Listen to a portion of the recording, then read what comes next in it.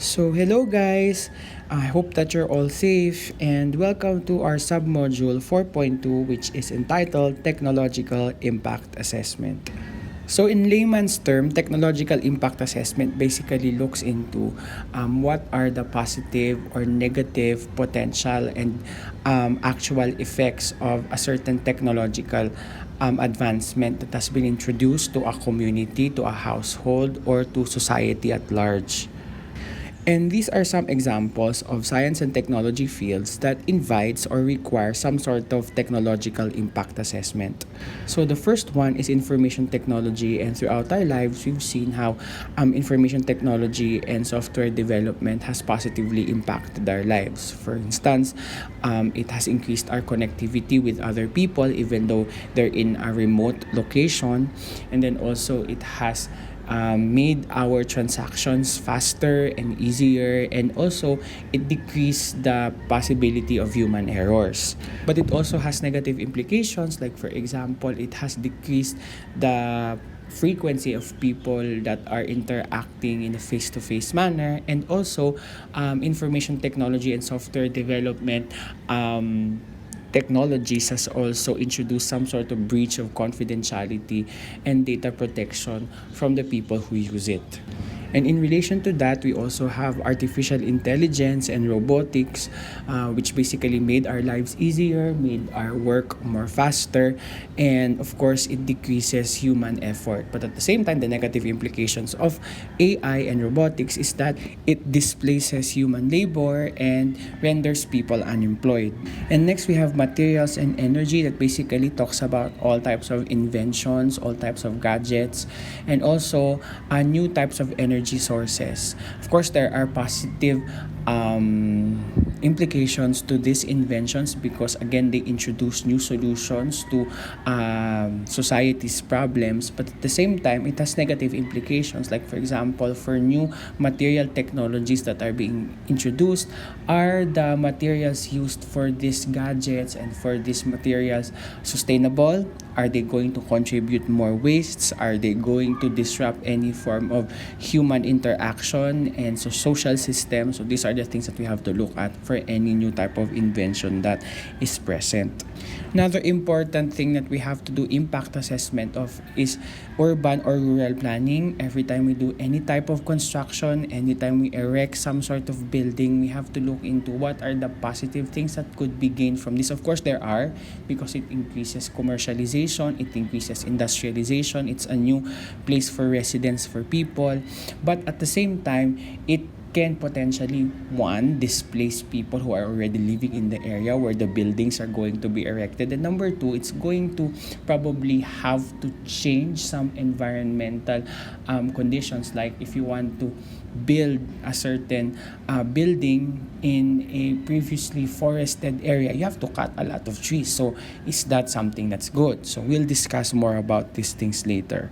And of course, we also have biomedical technology, new drugs, new therapeutics, new diagnostic materials, and that's the reason why in this COVID-19 situation, it takes such a very, very long time before we have our Filipino made diagnostic kits approved by the FDA, because it has to be very good. It has to have lesser likelihood of having false positives or false negatives. It also has to have lesser side effects, and also the same thing for drugs, like it has to be no side effects or lesser side effects, low likelihood of adverse reaction, etc., etc.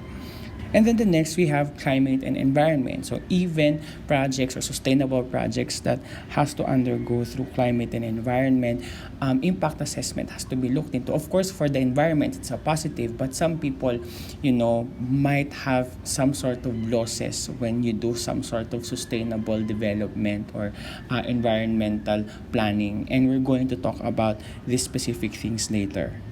And now, we go to one of the important processes that we have to do when we do impact analysis or impact assessment is stakeholder analysis. So stakeholders are anyone who has any concern or is going to be directly or indirectly affected by a certain project or a certain technological advancement. So there are two types of stakeholders that we identify for any type of project that is being set forth. The first one is the primary stakeholder, which is directly impacted either as beneficiaries or those who will directly bear the costs of the negative impact.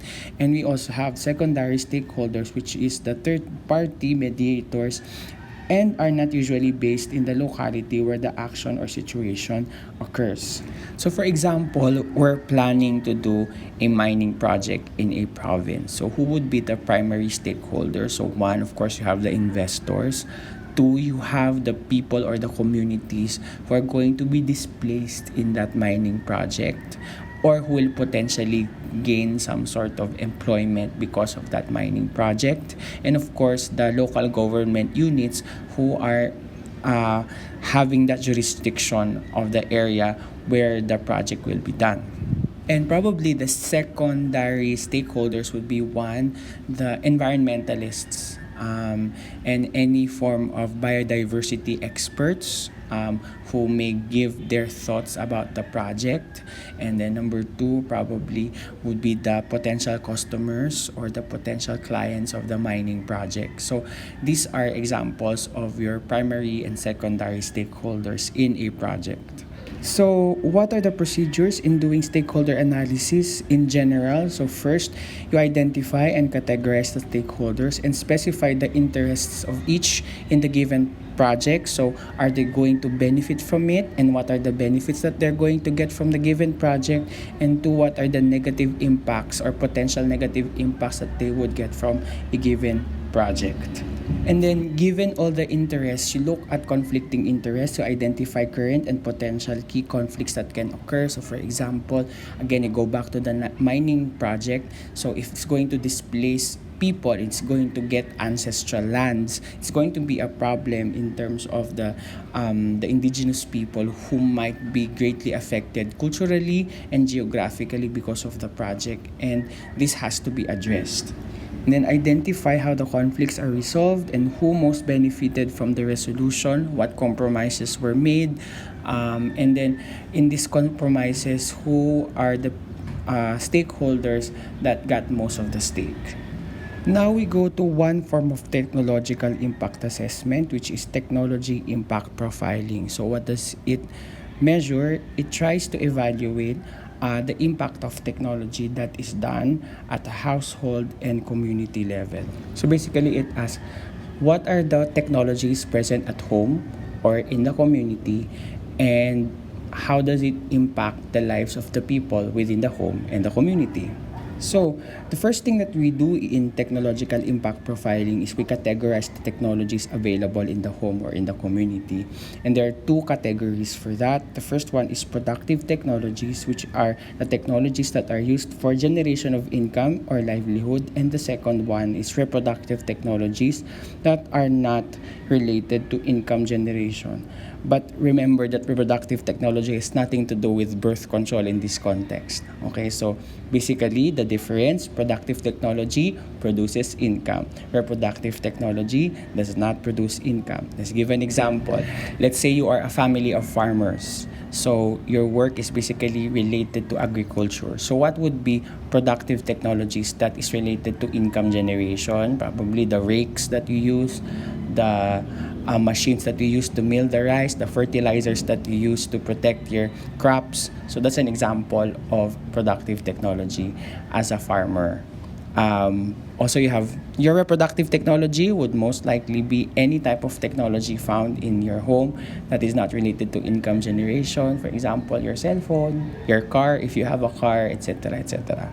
Or for example, you belong to a household that is engaged in entrepreneurial activities. For example, you do online selling of baking products. So your productive technologies would most likely be your laptop and your internet connection when you do all your selling. And of course, those that are related in producing your products, like for example, the oven and other stuff. Because I don't know much about baking, but you get what I mean. And then probably in your house, you also have other types of technologies that are not related to income generation, which are reproductive technologies like your television, like your stereo, like your Nintendo Switch, or whatever.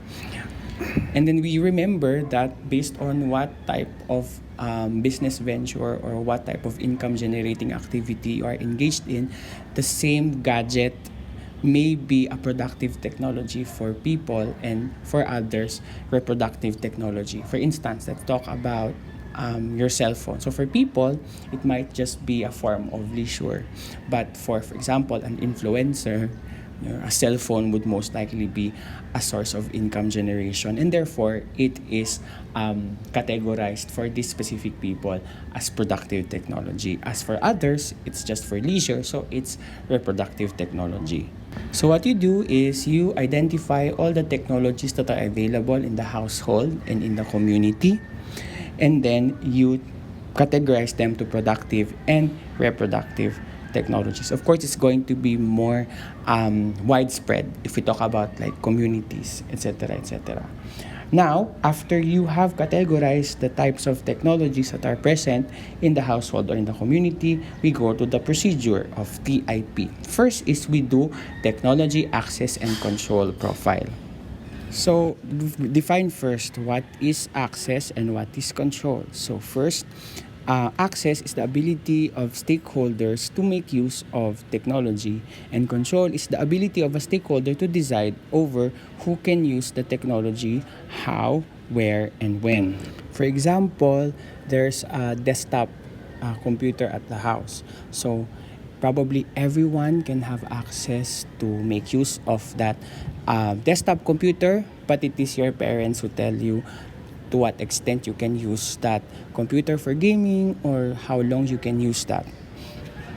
And now a community example, for instance, you are living in Alabang, for example, and we're talking about access to medical technologies. And as we know, there are a lot of hospitals found in Muntinlupa, but not everyone can have access to all of the medical technologies that are available there. Of course, most of the more complex and high-end technology are found in Asian Hospital, but of course, we know that not everyone can afford that. And for probably the more indigent patients, who decides who can have access to, for example, free magnetic resonance imaging? And probably it is the government that gives subsidies to these people. So who decides on who gets access to the free medical care? It is the government or the people in power. And of course, to make the example hit closer to home, we have a lot of COVID-19 tests that is available.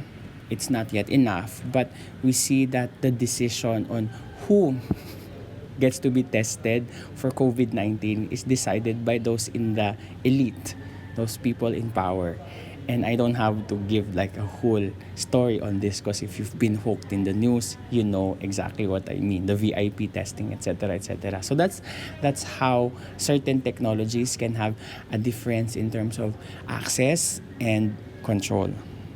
Next, we have technology-related decision-making profile.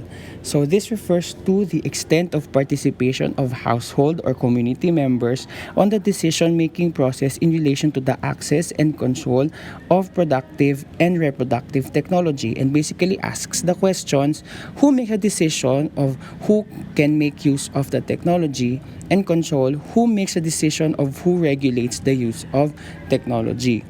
And more importantly, in the decision-making process is how democratic the process is in coming up with these decisions. Like if we say that these people need to get tested, or these people need to have access to this medical technology, or, family members need to have access to this desktop computer, is the decision-making unilateral? Like, is it only people in power saying that, oh, this is how we get to use these things, or this is how we regulate these things, or is our opinions being asked from different stakeholders? And basically, we ask the question, who are included and excluded in the decision-making process? Of course, in the home scenario, it's going to be very easy to answer that.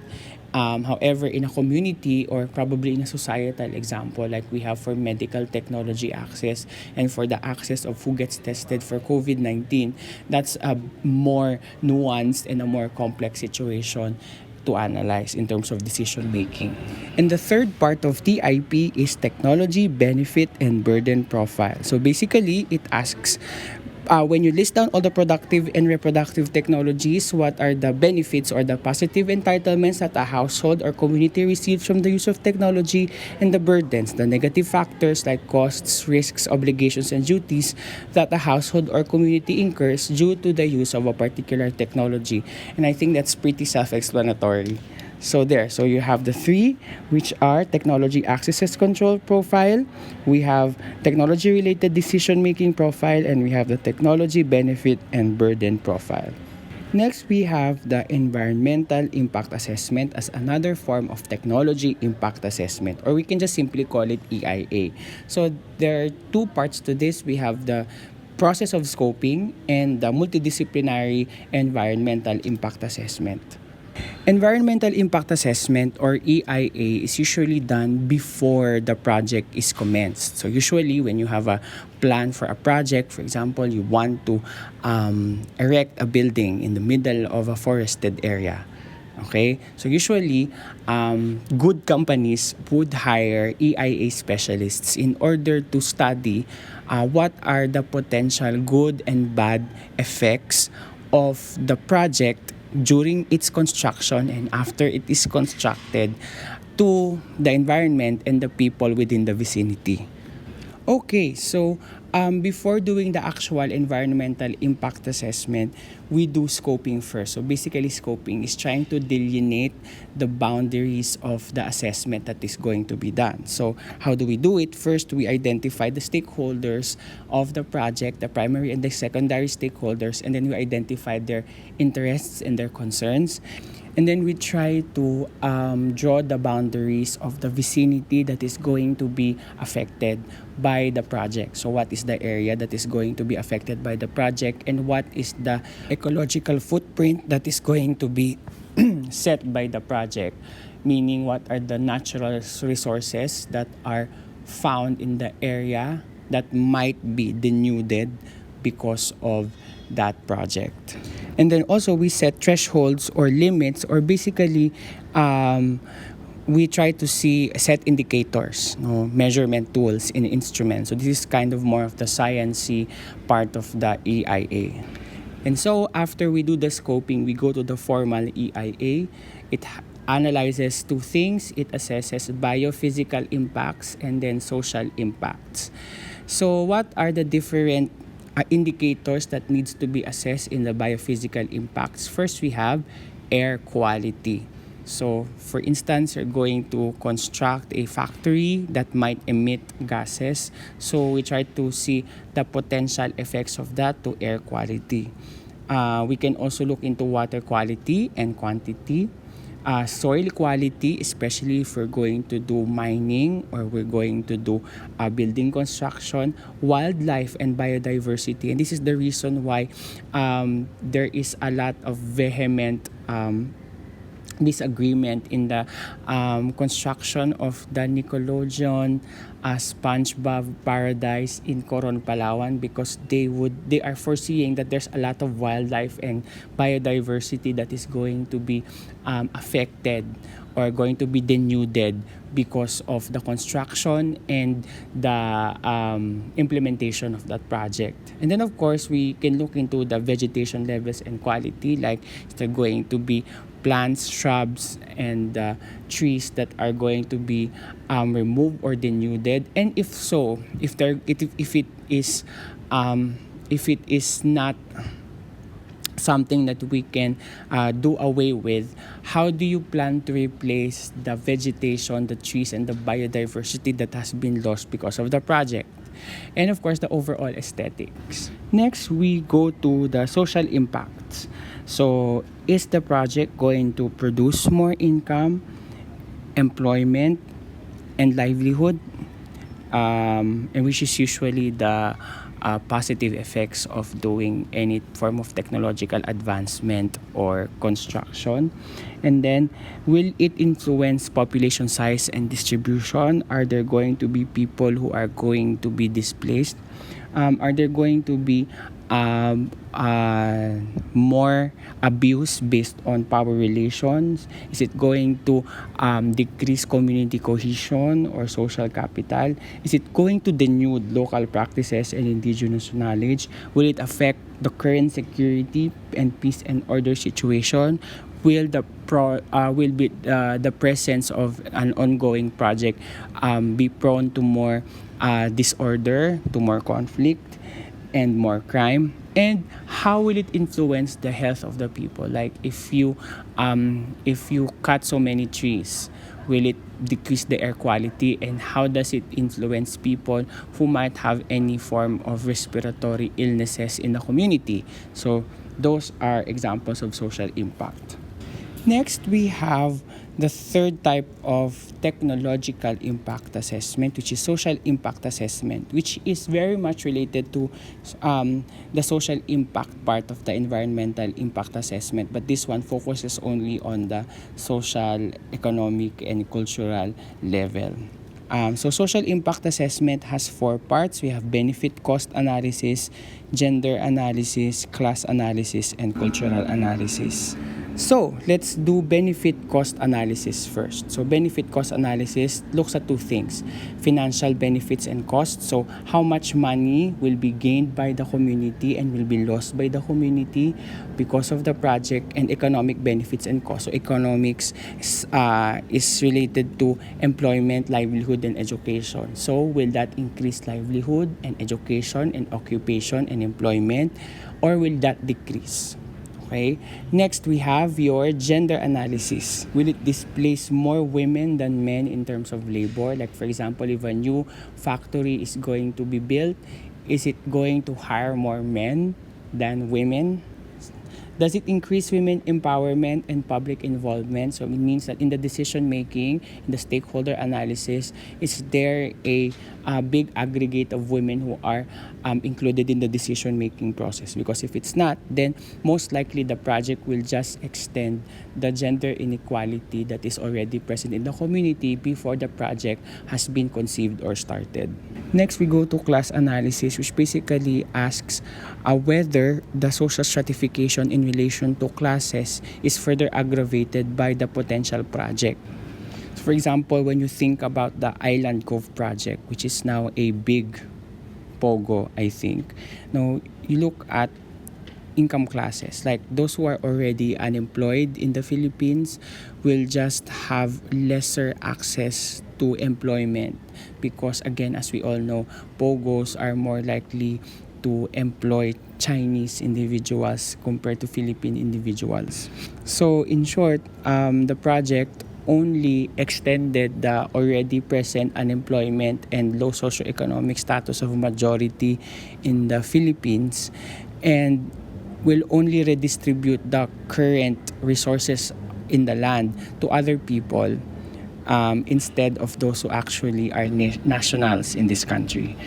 And then you can also talk about class stratification in relation to political elites and non-elites. We know that for projects and technological advancements like this, leaders in the public and the private sectors usually get more benefits, and those who are non-elites most likely are lesser in terms of the benefits that they receive and are exposed to more of the negative effects. Like for example, public construction projects like road widening, construction of new buildings. We know that officials, especially those who are involved in corruption, in graft, in bribery, they benefit more from this. And usually the output that we have are substandard, and therefore the negative effect or the negative characteristics of these projects impacts the the normal daily individual or citizen of the country. And then of course you can think of so many examples, like for example in this COVID-19 test kits, we know that there's VIP testings compared to the frontliners who needs more tests because we need them to be up and alive to be able to contain this pandemic. And then, of course, in relation to the private sector, we also talk about the means of production and the labor displacement. So, when there's technological advancement in a manufacturing industry, like for example, an addition of artificial intelligence and robotics to be able to increase more production and decrease the human labor needed, there's a lot of labor that's going to be displaced. So, what are the plans of the